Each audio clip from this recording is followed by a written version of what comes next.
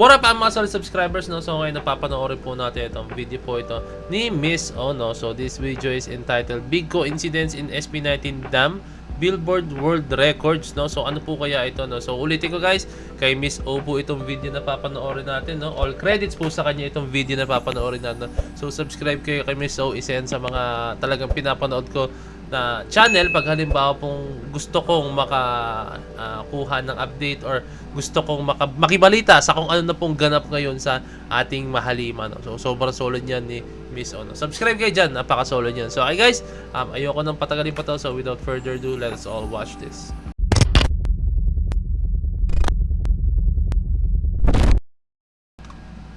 Big coincidence in SB19 Dam Billboard World Records.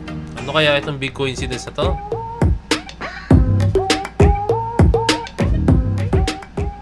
Yes, SB19 is the first ever Filipino artist to rank number 1 in the Billboard World Digital Song Sales Chart. Okay, no? So nagawa natin yan kahapon, no? ng video, no? So, okay, alam niyo naman, sobrang napawaw talaga ako, as in like yung mga kasama ko ng SB19 out of those artists na nakabilang po sa top 10, sobrang tindi, sobrang bigat, sobrang all over the world sila po talaga yung mga, alam mo yun, like sound trip talaga eh, kahit sinong ano mo, kahit wala kang masasabing patapon po dun sa kasama ng SB19 na talagang nandun sa top 10 na yun eh. Like lahat yun, sound trip, lahat yun, kung bibisitahin nyo yung mga views nun sa YouTube, talagang hindi pwedeng hindi papalo ng million views, no?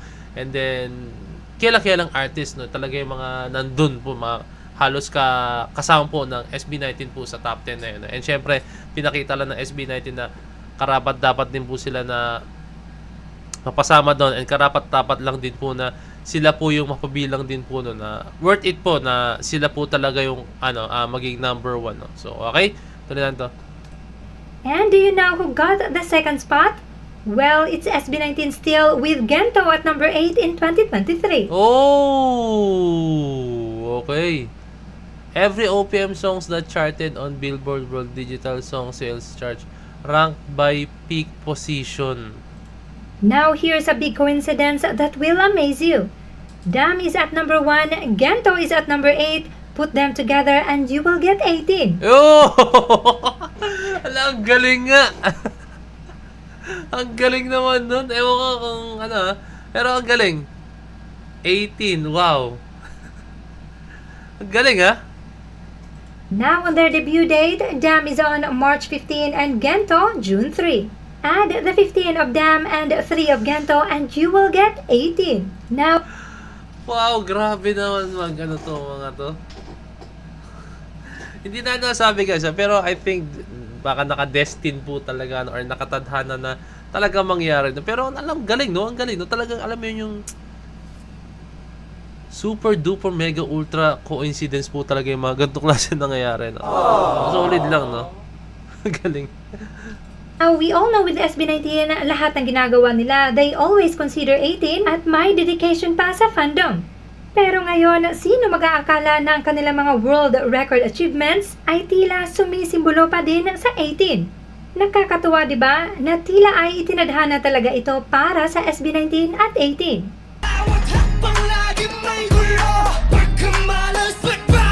Grabe, no? Talagang pinapakita lang po talaga ng tadhana, no, na talagang, ewan ko pero for me, parang pinaparating na kahit anong mangyari, kahit anong achievements ng SB19, no, like, nandun pa rin, nakatatak, like, nandun pa rin, paano ko explain to, nakatatak na po, yung 18 po talaga, no. So, sila po talaga yung nandun sa kung ano man po yung ma-achieve ng SB19, no. So, ayun, galing. Sobrang grabe yung coincidence sa mga ganito, no. Nakaka-believe lang po, no. Okay? Tingin pa tayo na bang videos, guys, no. Okay, no, itong papanoorin guys is ito po yung Vice Ganda is Showtime host can't get enough of SB19 Dam. Actually guys, panoorin mo na to. Vice Ganda, it's Showtime hosts can't get enough of SB19 Dam. Battle to si Vice eh.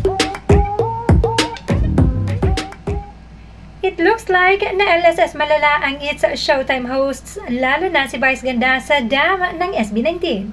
Yes, 2 days na ngang napapakanta at napapasayaw si Vice at ang mga hosts with SB19's Dam. This episode was on Monday, March 10, 2025. Mo yan ang SB19 yun. Dam! Hey! Ang dami. Uy, may birthday parade mo yan, Ano ba ang taas nun? At muling magdadam. Ito yung bababa yung boss niya. Tutugtog bigla. Ba't ba? Muli!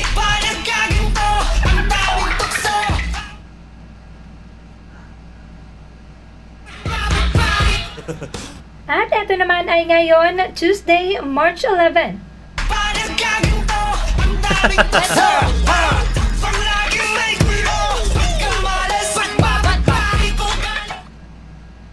Ang cute lang how Meme Vice got LSS with them, and of course, promotion na din ito.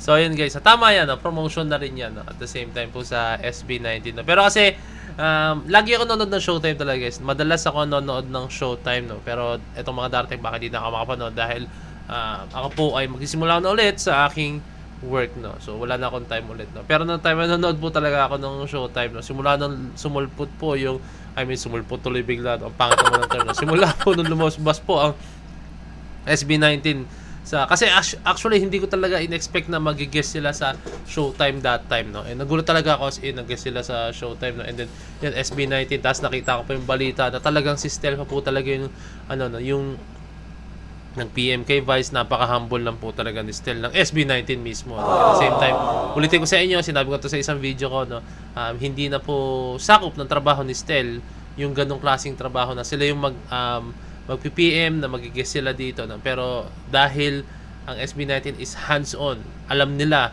like sila lang din ang gumagalaw sa kanil sa kung ano meron sila ngayon. Kumbaga before, kung ano sila ngayon ng SB19, sila rin po kasi yung trumabaho. Yun yung pinakamagandang term, no? Sila rin yung trumabaho nun, kaya sila naging ganun. Kaya alam nila yung mga tamang decision, alam nila yung mga bagay-bagay kung ano dapat tahakin, no? So ayun, sobrang humble lang ng ginawa nila, na sila mismo nag-PM, no? Despite na alam natin dapat na mag-PM nun is yung mismong marketing staff na mismo nila, or basta yung kumakausap sa mga production or sa mga TV shows na magigest sila, no? So ayun lang. And ulitin ko guys, yung Dam po, no, wala siyang lyrics na alam mo yun, yung paulit-ulit, no, like ulitin ko ulit yung kay Chris Brown, with you, paulit-ulit para maging siya catchy, no? And ano ba bang mga kanta yun, yung sinabi ko rin yung kay Neo, yung go on girl, please don't worry about me if I just go on girl, go on girl, no? And then itong Dam guys, pure utak lang po talaga ang ginamit ng SB19. Naging maganda siya ng wala kang maririnig na paulit-ulit na lyrics, no? Maliban na lang po dun sa Dam, anong pakiramdam, di ba? Alam niyo yun, di ba? Pero hindi naman kasi yun yung, correct me if I'm wrong, pero hindi yun yung chorus part. Usually yung mga catchy part or yung mga yung mga catchy part na paulit-ulit is sa chorus nilalapag yun. Pero SB19, ipapakinggan yung chorus nila, no?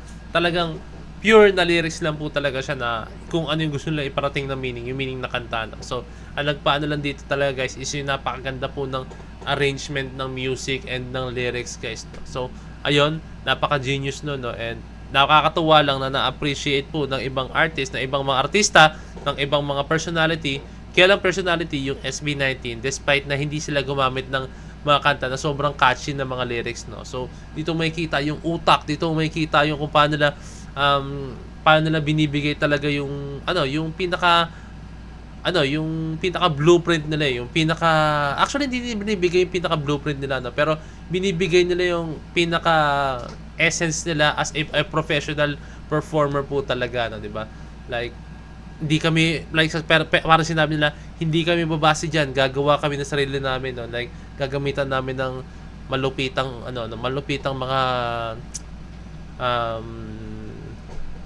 meta, mga malupitang lyrics po talaga, no, na ginamitan po talaga ng hindi lang siya gimmick, no. So ayun guys, lang, natuwa lang ako sa ginawa ng SB9 dito sa Dam, no. And isa pa guys na padagdag dito talaga is yung kanilang choreography, no. Shoutout kay Sir J, no. So ayan, napaka solid po talaga ni Sir J, no? Napaka ganda ng choreography na ginawa niya. Ang sarap sayawin nung Dam na yan, no? So ayun lang guys. And I hope po na na-enjoy itong video to as much as I do, no. So ayun lang. Maraming salamat So this is Point to Pen signing out. Peace. Let's cheat.